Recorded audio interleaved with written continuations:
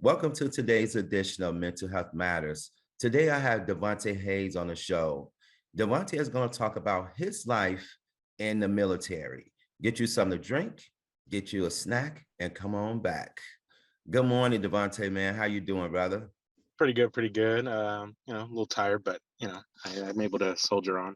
I know that's to say I'm so tired. I always like on the weekends, I find myself just staying up late, binge watching movies, TV shows, eating just, because I know I really don't have to go to my 9 to 5 the next day. So I'm like, why not? Right, But same. That was my mentality last night, but then I was like, oh, wait a second, I'm doing this interview. yeah, exactly, exactly. But I want to start by thanking you, man, for taking some time out to just kind of let me interview you and just talk about your experience being in the military. Yeah, no problem. So why don't we start by you introducing yourself and telling the folks who you are, and then we'll go from there. I'm Devonte Hayes. I served in the U.S. Army for 4 years. I was a 42 Alpha, which was human resources, a lot of paperwork, death gratuity, Yeah. payroll, all that fun stuff.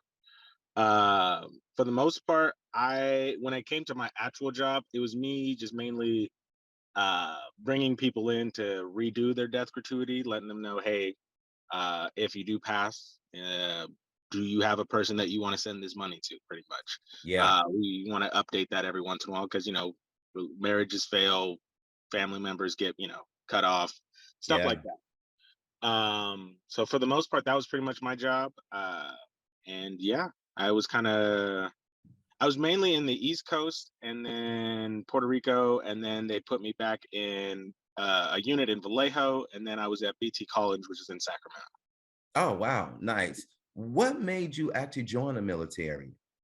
So when I first joined, it was for college, because as a throughout school they tell you, college is the way to go, and I'm like, I see the prices for it. I'm not going Yeah. to be able to afford that, and I know my parents aren't going to want to chip in on that. So I think college would be best if I went to the military. And yeah, it was a double-edged sword because it didn't really help me. Like there was some points where it did help, but Yeah. uh, as much as I thought it would, it did not. Yeah. Wow. And how old were you when you enlisted in the military? I was 17. I'm one of those weird people that graduated high school at 17 instead of 18. But yeah, Wow. Interesting. So what was that coming? Because like you still like, a young teenager mhm. heading slowly into adulthood. But like, what was that like for you being that young, just going into something totally new, a whole new experience in life? So the traveling was cool and all. I did like that. That was interesting because like I was stationed in Fort Jackson for basic. Okay. So I very rarely have gone to the South. Like I've been there for a couple like college tours or whatever and seeing family, but it was never like a consistent thing. So that was kind of cool seeing. I was in Fort Jackson, so South Carolina. The weather's kind of crazy over there, but um, it wasn't much of a culture shock, just Okay. because I mean, for the most part, I was waking up a little earlier, but I came from a crazy household before, so a lot of the Yeah. shouting and beratement wasn't new, so I was kind Yeah. of used to that. Yeah. But the uh, when it came to actually like going through basic, it was, I don't know. There's plenty of hard times where I was just like, I can't do this anymore, and I really question why you're doing certain things. But I ended up graduating and then continuing on, finishing out my stuff.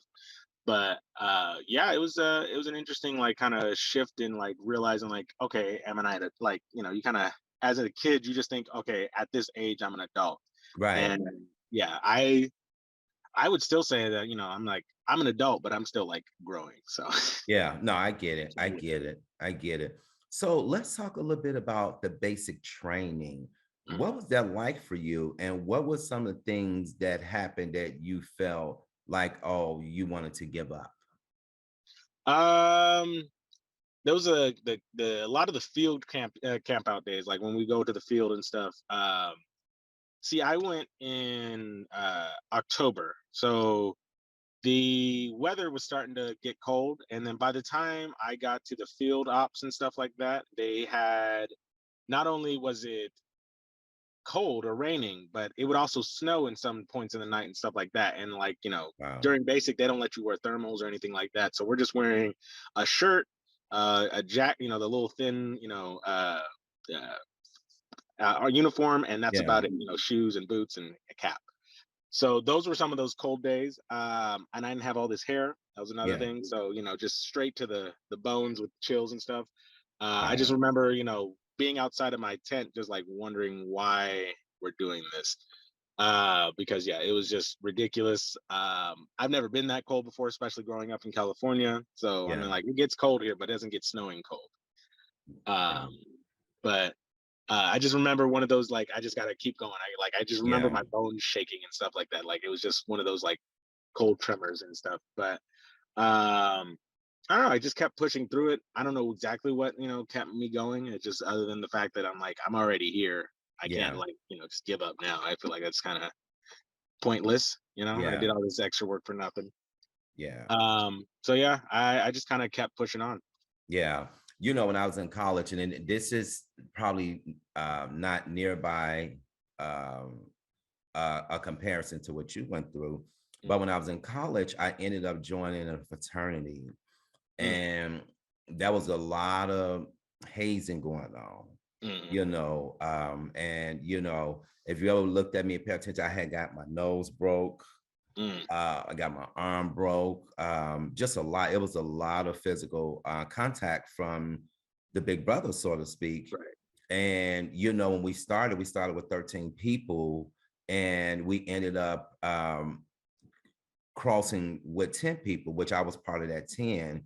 Mm, And in within our what we call our ship, you got like the captain, which is number one, the dudes, which is what was me, and the anchor, and the tray, which was three. So within that ship, it's four positions, but you earn those positions. It's not like you're trying to go out to get these positions. right. It's based off the way you're pledged, how much physical and mental abuse you take, and it was rough. It was rough. When I tell you, brother, it was rough. I There were believe. times I thought I was gonna die.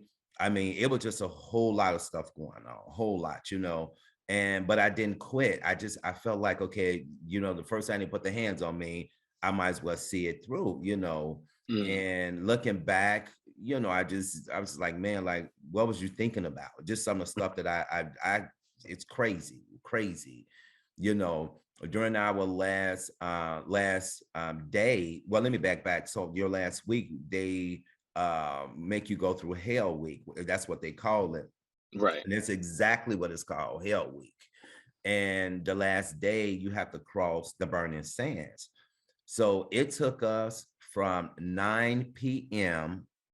to 4:51 a.m. to cross the burning sands. Mm, And that was another time I thought I wasn't gonna make it, but I had the brothers in there.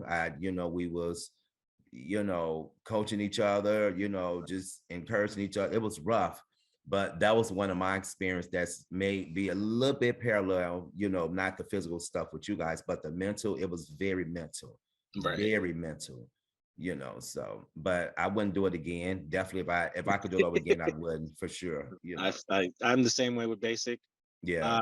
I just remember one of the big things that happened was, in the first week we had someone,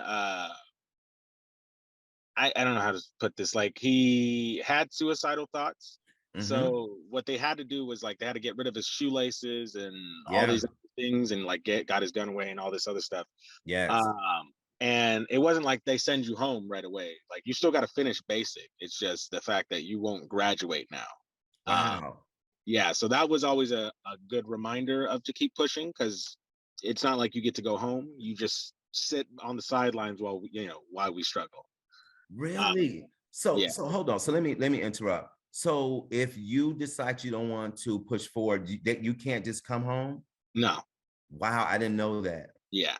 Wow. The military is like, no, no, no. At least until you're basic, because you would have been, moving on, or if you weren't moving, that's the time to move you. But yeah, no, Interesting. it's wild. Interesting. So after basic training, what was military life like for you? Because now you made it through. Like what were some of the things that started to happen or take place within the scope of being in the military? So before I even left, like when I got done with basic, I had to do my, schooling and stuff like that for my job, which was unfortunate. I didn't actually go anywhere. I went like down the street from where I did basic because my Okay. AIT was also in Fort Jackson. So it was interesting because when you first get to a place and you got that first impression that it kind of sticks. Yeah. But as soon as I had the freedom to kind of move around and do stuff, it started to, I don't know, there were still places I was just like, I'm not going down this street or that way because I'm like, I remember getting pushed or hazed or told to do X amount of push-ups down this street, so Yeah. I'm gonna just stick out of the way. Yeah. And there's like it's a completely different field. Like I almost felt like college is kind of similar, or like high school. You have your juniors and seniors that feel like they have entitlement in the yard or whatever. That's kind of how it felt when I Yeah. did AIT. It was like I didn't feel as like they let us grow our hair out a little bit more. uh there was just a lot of little freedoms that we were able to do. We didn't have to be bald and stuff like that, so Yeah. um yeah. And Oh, and smoking cigarettes, which was, everybody's favorite thing to do after all the stress.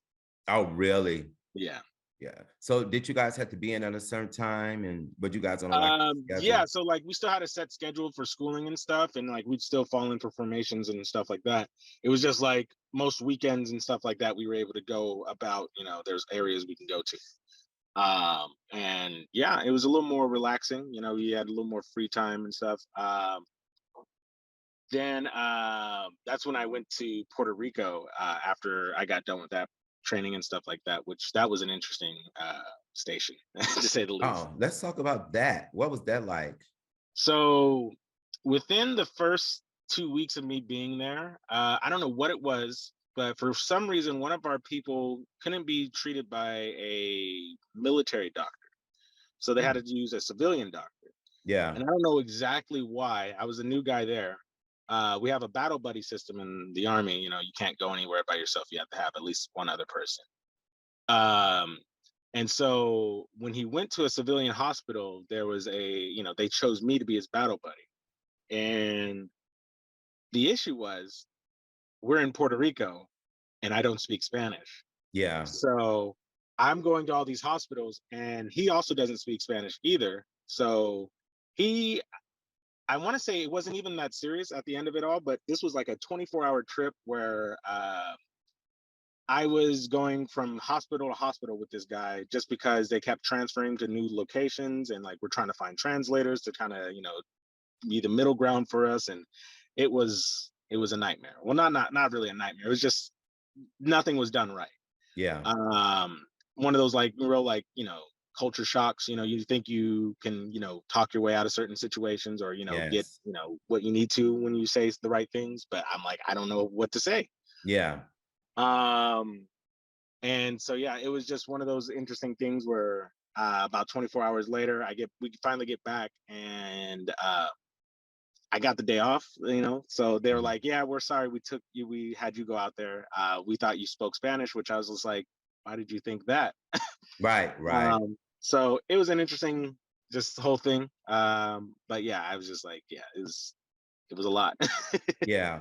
What was it like in your opinion for minorities being in the military?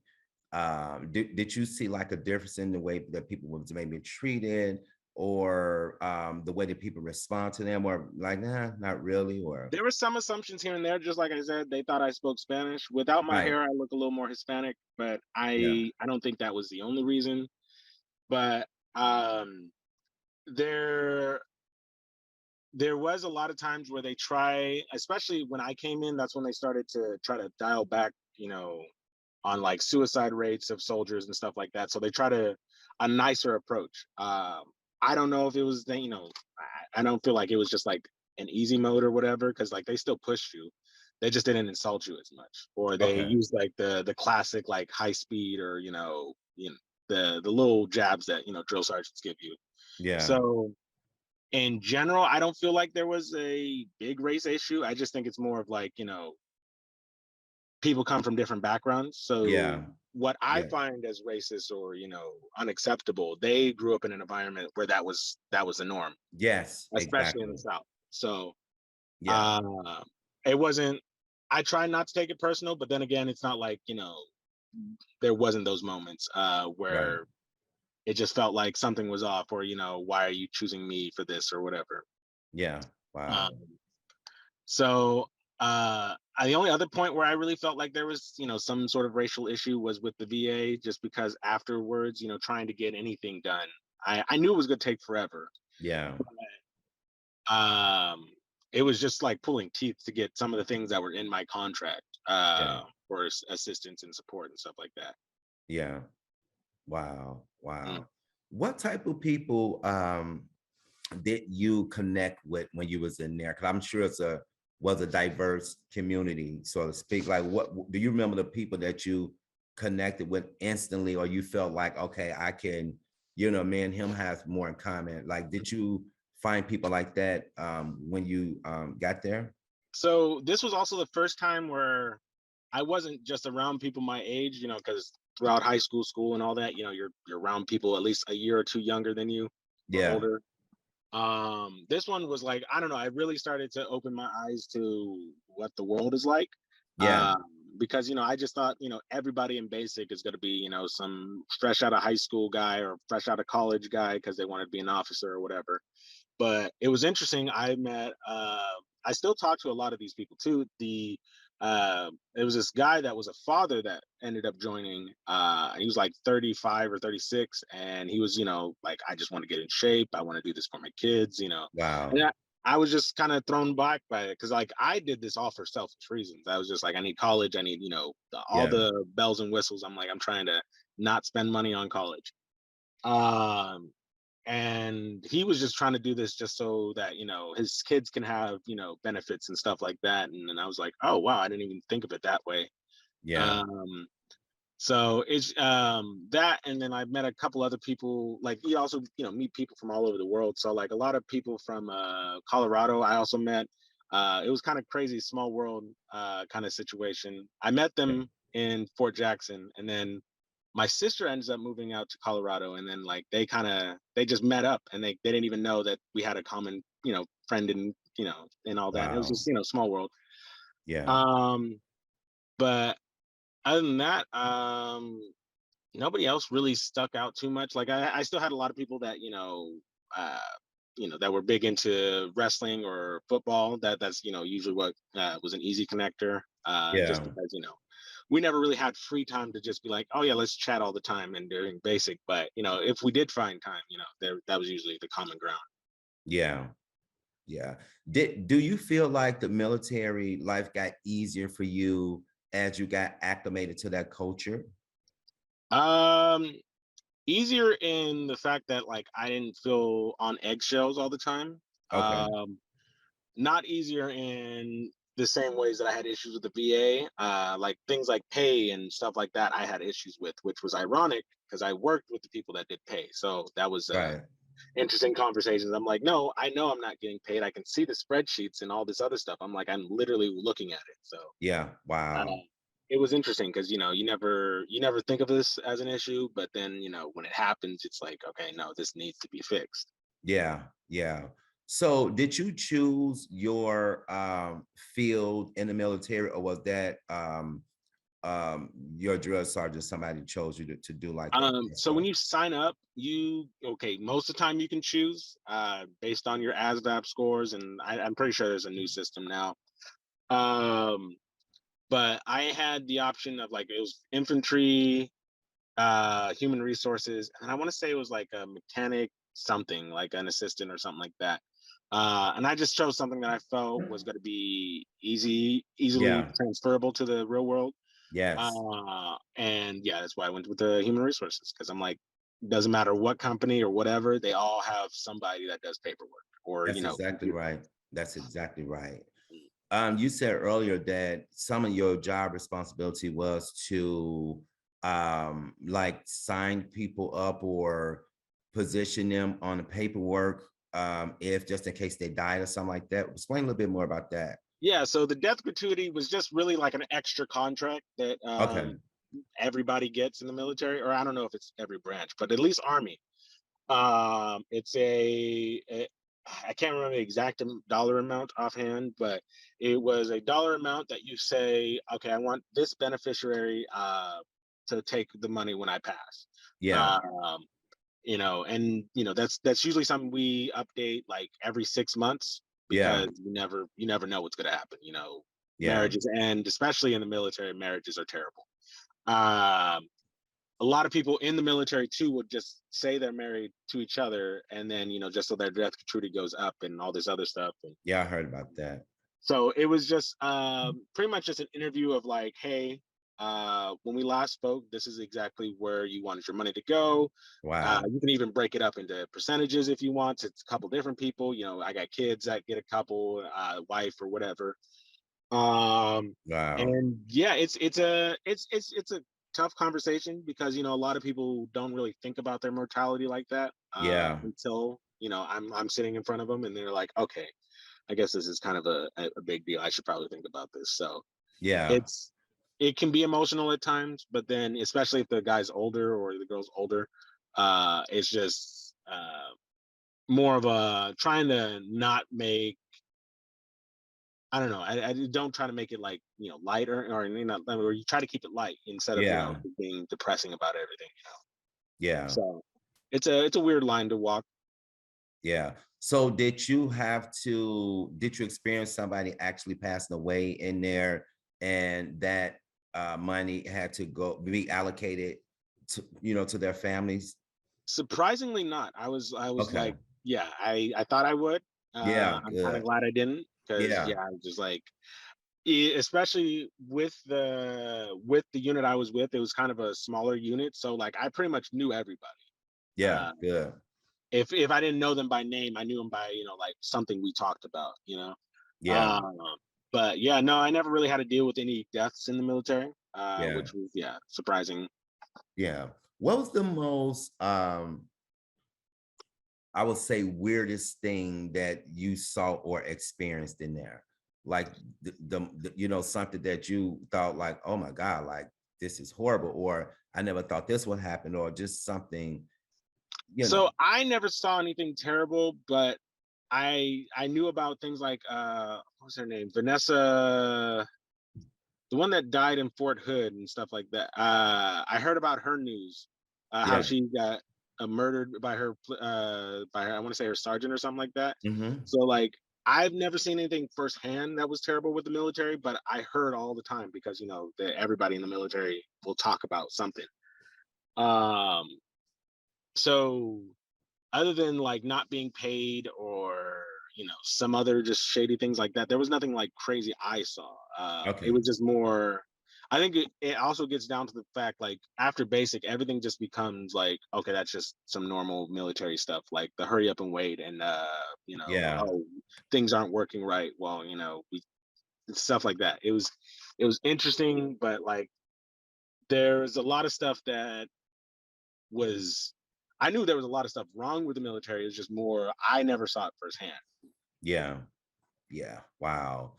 Do you think that going in the military based off what you know now, um about like racism, the disadvantage that we as African American people, especially men, Mm. have in society. Do you think that that is a good route to go for some of us as African Americans, meaning particularly men? Because because I'm sure there's pros and cons. I would say if like, money is always an issue, or you're struggling, and then like there's different levels of struggle, especially in America. Yeah. But if you don't see the normal 9 to 5 working for you, I can see how the military can Okay. help.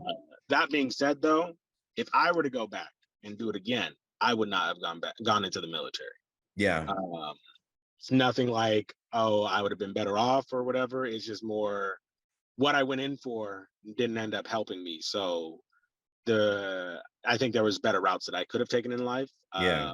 A lot of people said, well, it's good for your discipline and all this other stuff. And yeah, it is for a certain time frame. A lot Yeah. things, time moves on, life moves on. A lot of things have changed just in the past 20 years, let alone the last 50, 40, or 50, 60 years. Yeah.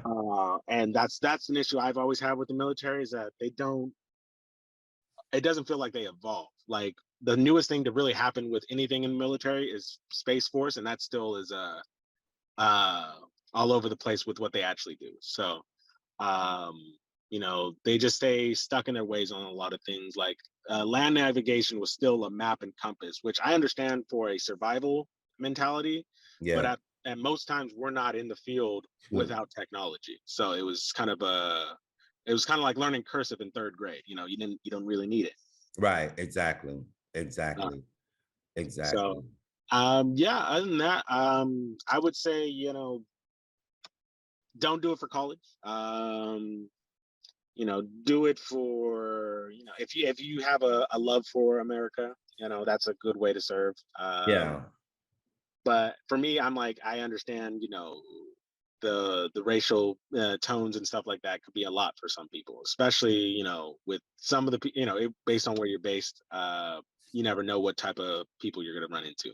That's exactly right. That's exactly right. And, I think for me, the reason I asked you the question, because we know that this country is set up, in my opinion, so that a certain group or class of people have an advantage Hmm. over other or particular group or class or race of people.